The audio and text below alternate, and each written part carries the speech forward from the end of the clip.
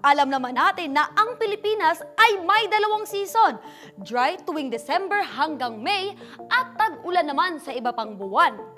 Ang mga western part kagaya lamang ng Luzon, Mindoro, Negros at Palawan ang nakaranas ng ganitong distribution. Ang mga lugar na ito ay napoprotektahan ng mountain ranges na humaharang sa mga hangin na nagdudulot ng matitinding ulan. Dagdag pa rito, ang kahabaan ng Sierra Madre Mountain Range ay humaharang din sa mga hangin na nagdudulot ng matitinding ulan sa Kalakhang, Luzon. Kaya naman, dapat protektahan natin ang Sierra Madre.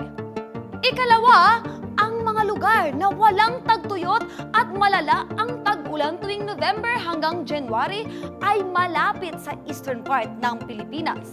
Ilan sa mga lugar na ito ay ang Catanduanes, Sorsogon, Samar, Camarines Norte at Sur. Ang mga lugar na ito ay malalapit sa dagat kung saan nanggagaling ang mga hangin na may dalang mabibigat na ulan.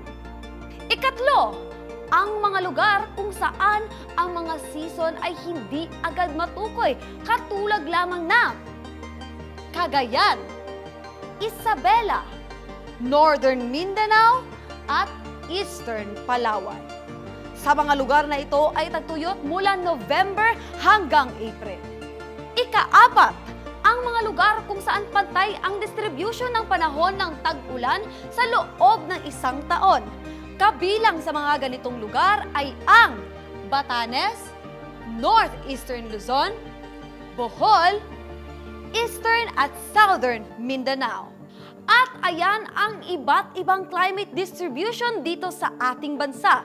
Kaya BFFs, dapat lagi tayong aware and prepared para hindi tayo nagbubulaga ng mga nangyayari sa paligid natin.